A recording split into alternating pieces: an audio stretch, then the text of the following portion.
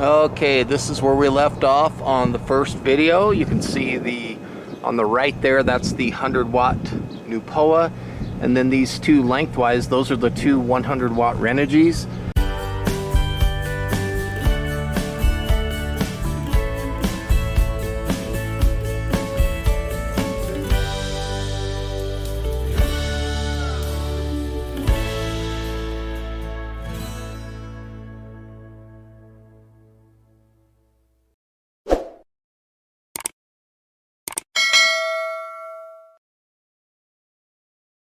You can see here that my wires come down. So this is the positive and negative from those panels that were at the end of the first video. Now here is the second video. You can see that we're looking at two branch connectors, okay? And you can see that I have two ports available on each one. That's because I'm gonna add 50 watts. I'm gonna add two 50-watt panels rather.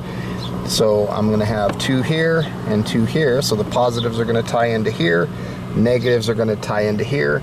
And these wires that I'm holding on to right now in my hand, these are the wires that go into the coach. Now, the only thing that's missing up here right now is a fuse. I've got an MC4 fuse that I'm going to cut in right here, and it's not here yet. So that's why I'm not able to show it on the video.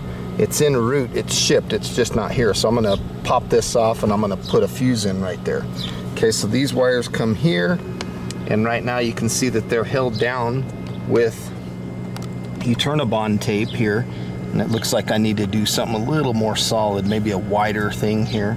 But as you can see, we're looking at the weatherhead here. The weatherhead is mounted to the fiberglass using VHB tape, and I chose to put the weatherhead up just like this because it was just so easy for the wires to route. So we're gonna go inside the coach now and we'll take a look from the inside and I'll show you what it looks like inside. Okay, so as you can see, I put a little sheet of plywood there. I'm gonna take my charge controller. I've got some screws here.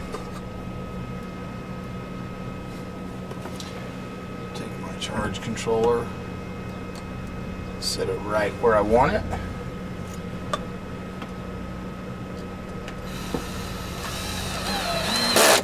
So these brackets that mount to the side of the charge controller, they definitely help with getting this thing mounted good. Now you can see that I have wires already in here that are connected to my batteries, and my batteries are currently at 97%. Okay, I'm gonna start by loosening the solar negative and solar positive. I'm gonna go ahead with the negative from the solar, put it up in there. Let's tighten this in. And you got to make sure that you always have your battery connected before you connect your solar wires.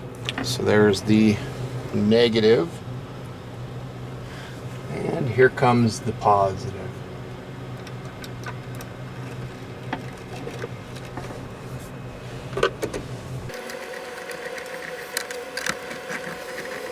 Now, of course, I got to terminate these wires a little cleaner. But let's go ahead and take a look and see what we have going on here.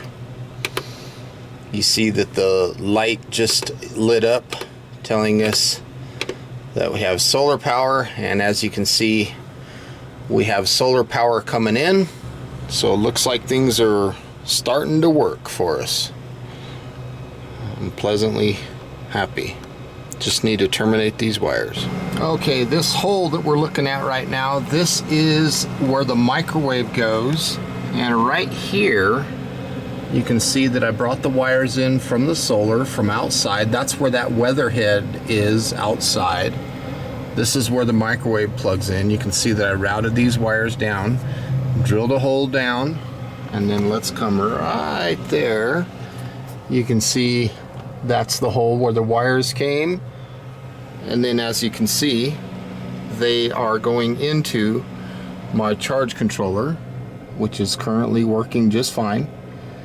Make sure that you adjust your battery type to what type of batteries you're using.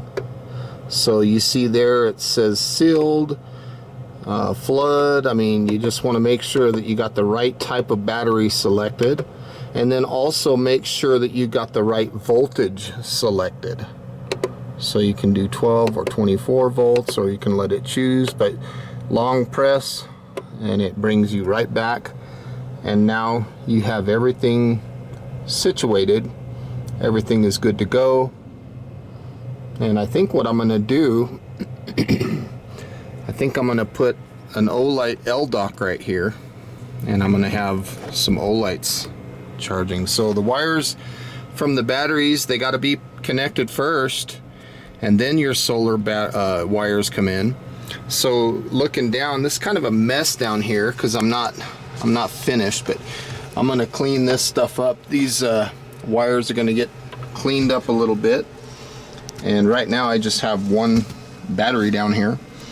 There's a 40 amp fuse in here. You want to make sure that you fill the wires, make sure that there's nothing hot or anything like that. This is just a lead acid deep cycle battery, and that's what the charge controller looks like.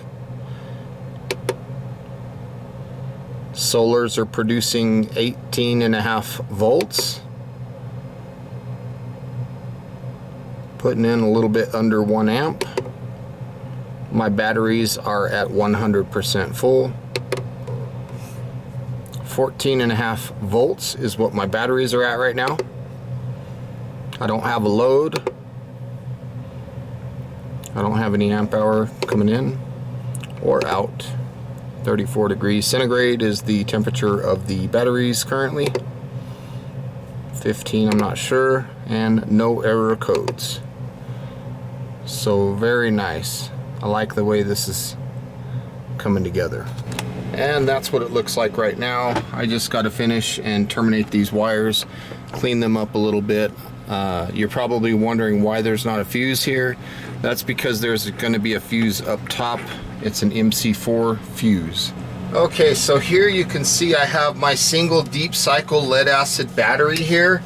At this point, we need to connect a power inverter, whatever size power inverter that we choose for our system. For me right now, temporarily, I'm going to use this 800 watt Cobra power inverter. This is a very simple unit, and it's very effective and quite powerful for its size. So as you can see, it's got these alligator clips. I have a positive and I have a negative. So what I'll do is I'll connect the negative one first. And before I connect this positive, just know that when you make this connection, it's going to spark. That's normal. It's going to spark because it's taking voltage and charging the capacitors inside of the power inverter. So be prepared for a spark.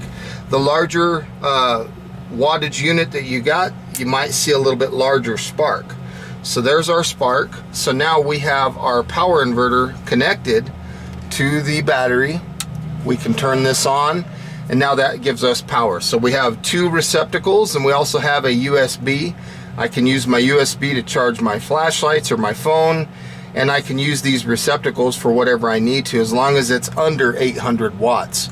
Now what I'm probably going to do is I'll probably take one of these receptacles and I'll plug in a power strip, and then I'll just plug everything into my power strip. The cool thing about these types of little power inverters is you can turn them off.